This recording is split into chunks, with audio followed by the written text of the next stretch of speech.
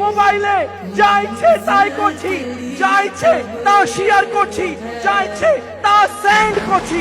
ও যুবক শোনো, যারা একেবারে মোবাইল নিয়ে একেবারে মাতোয়ালা হয়ে গিয়েছো, শুনো শুনো, মন দিয়ে শুনো, রিয়েল ঘটনা শুনো, যা এর পূর্বেও মাদিনী চ্যানেলে বলা হয়েছে। দুই বন্ধু ছিল, এক বন্ধু হঠাৎ মৃত্যু হয়ে গেল। যুবকের মৃত্যু হলো, তার মা প্রতিদিন স্বপ্ন দেখে, প্রতিদিন স্বপ্ন দেখে দলে দলে লোকেরা আসছে আর তার কবরে প্রসাব করে যাচ্ছে। একদিন, দ্বিতীয় দিন আবার তার মা স্বপ্ন দেখলো, আমার যুবক ছেলের কবরে দলে দলে লোকেরা আসছে আর প্রসাব করে চলে যাচ্ছে। তৃতীয়, চতুর্থ, পঞ্চম দিন মা একই স্বপ্ন দেখলো। তখন তার ওই মা ওই বন্ধুকে জিজ্ঞেস করলো যে জীবিত আছে, দুই বন্ধু ছিল, এক মারা গিয়েছিল, এক জীবিত। যে জীবিত তাকে জিজ্ঞেস করছে, এই বলতো তোর বন্ধু কি কাজ করতো? কেননা আমি তোর বন্ধুকে অর্থাৎ আমার ছেলেকে আমি কবরে দেখেছি, আযাবে আছে, দলে দলে লোকেরা তার কবরে প্রসাদ করছে। সে বললো, আমরা ছিলাম, একটা সাইট তৈরি করেছিলাম, আর বেপরদা মহিলাদের ছবিগুলো সেন্ড করতাম। কাজ করো, তাড়াতাড়ি ওই সাইটকে ডিলিট করে দাও, ডিলিট করে দাও, আমার ছেলে খুবই আযাবে রয়েছে, ডিলিট করে দাও। সে বলল, আমি জানি না তো পাসওয়ার্ড কি আছে, আমি জানি না পাসওয়ার্ড কি আছে।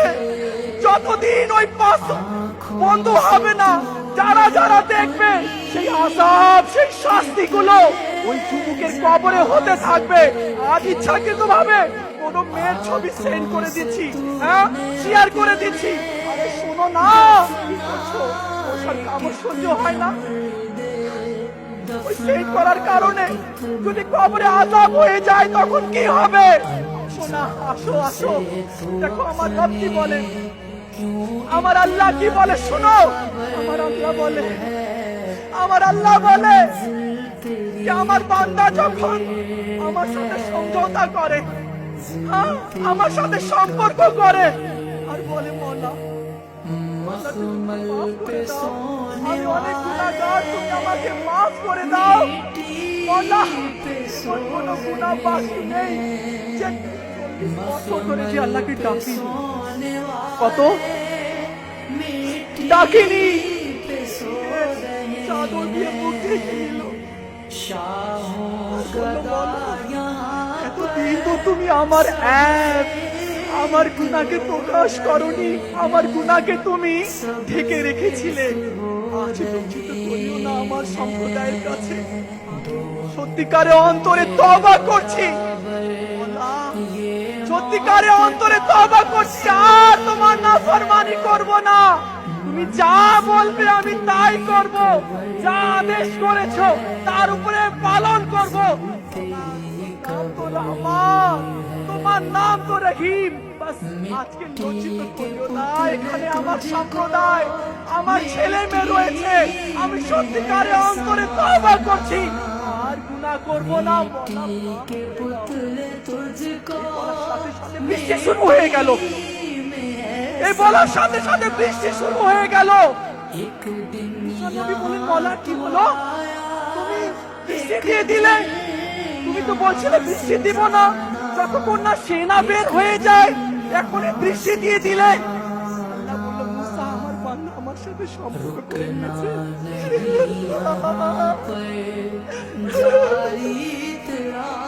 মুসা আলাইহিস সালামকে বলল, মুসা আলাইহিস সালাম, আমার বান্দা আমার কাছে ফিরে এসেছে, আমার বান্দা আমার সাথে সম্পর্ক করে নিয়েছে। আমি যার জন্য বৃষ্টি দেই নাই, তার জন্য বৃষ্টি দিলাম, যার জন্য এতদিন বৃষ্টি দেই নাই, আজ তার জন্য বৃষ্টি দিচ্ছি।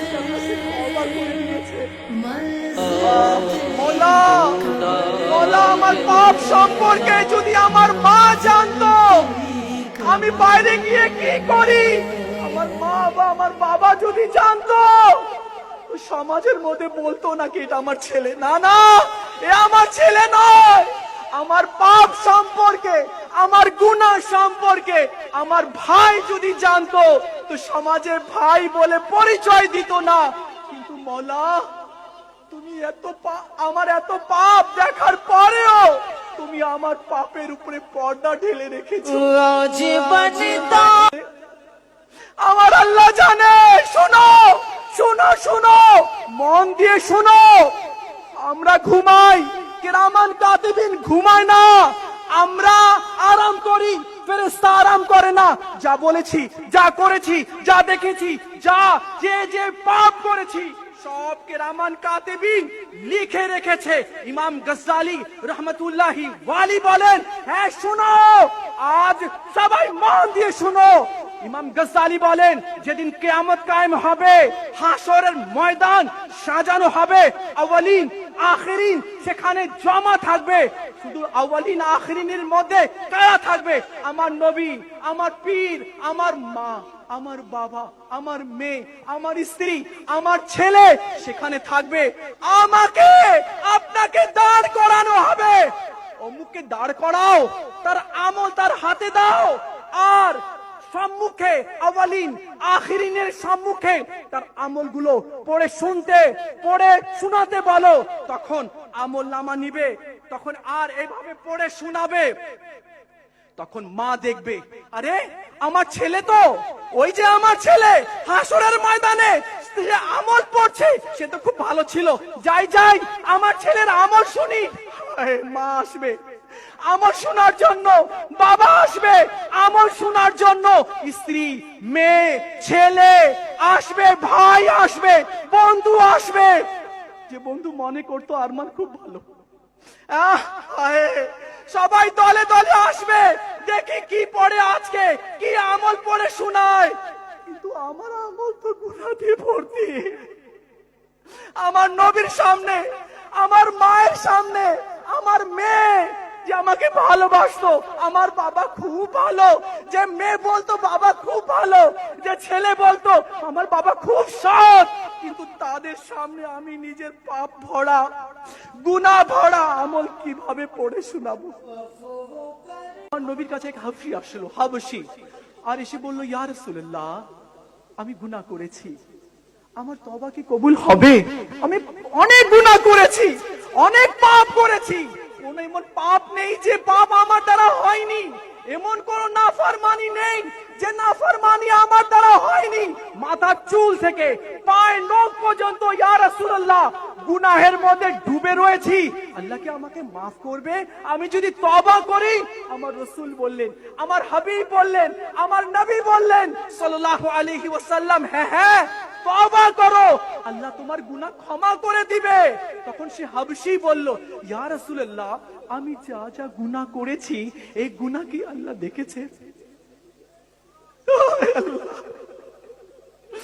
আমার নবী বলেন, আল্লাহ ঘুমায় না, আল্লাহ সব কিছু দেখে। হ্যাঁ শোনো, তুমি যা যা করেছো, রাত্রে অন্ধকারে দিনের আলোয় যা করেছো সব আল্লাহ দেখে নিয়েছে, সব আল্লাহ দেখে।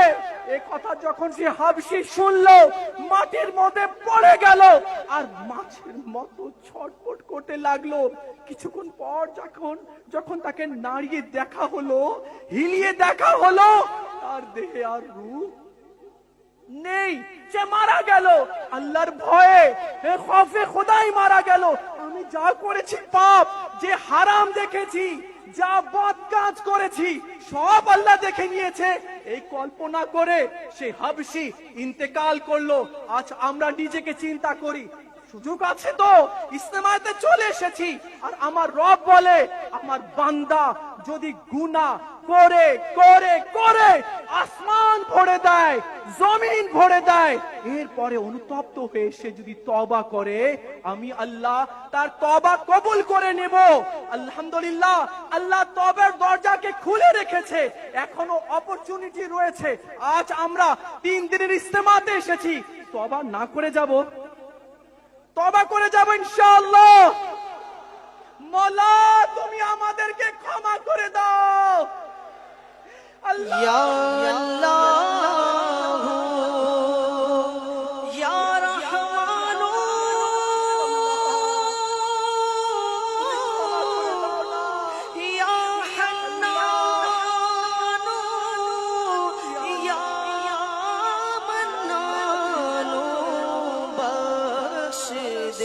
बख्शे हुओं का सदका अल्लाह बख्शे दे, बख्शे हुओं का सदका मौला बख्शे दे, बख्शे हुओं का सदका या अल्लाह। কি হলো?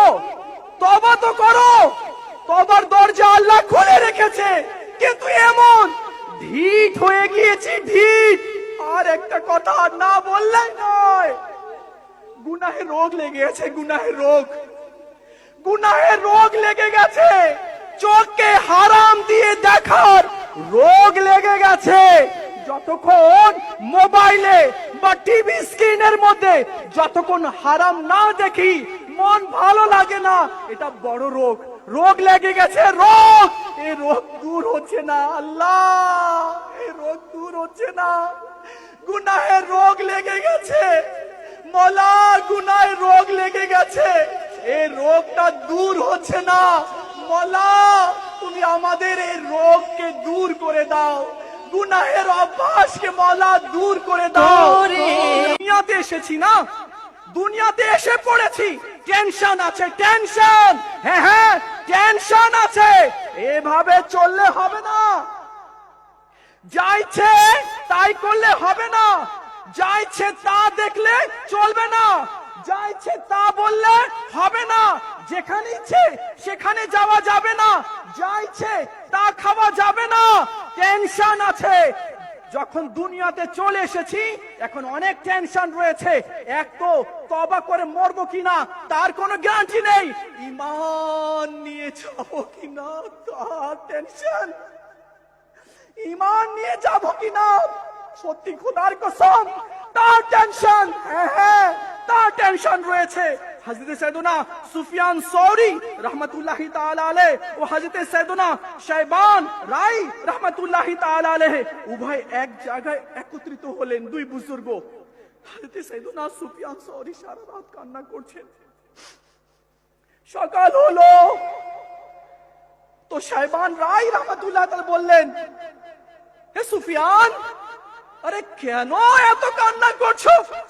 সারা রাত কান্না করলে, কান্না করার কারণ তো বলো। তো সুফিয়ান সৌরি রাহমাতুল্লাহি তাআলা আলাইহি বললেন, আমি এক বুজুর্গ থেকে, এক আলিমে দ্বীন থেকে 40 বছর ইলম অর্জন করেছি, কোরআন ও হাদিসের ইলম অর্জন করেছি। Would you mind listen to me brother? শুনুন শুনুন, মন দিয়ে শুনুন, এ কথা আপনার, এ কথা আমার।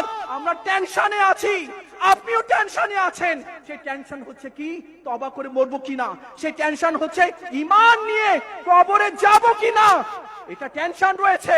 শুনুন সুফিয়ান সৌরি রাহমাতুল্লাহি তাআলা কি বলছেন।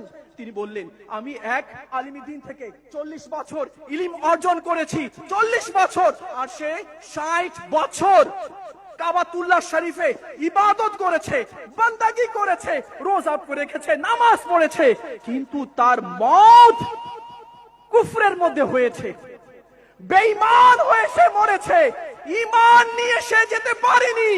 হায়, সুফিয়ান সৌরি বলেন, এই জন্য আমি কান্না করছি, যার থেকে 40 বছর ইলম অর্জন করলাম, আর যে 60 বছর কাবাতে গিয়ে ইবাদত করলো, বান্দাগি করলো, সেই ঈমান নিয়ে যেতে পারেনি।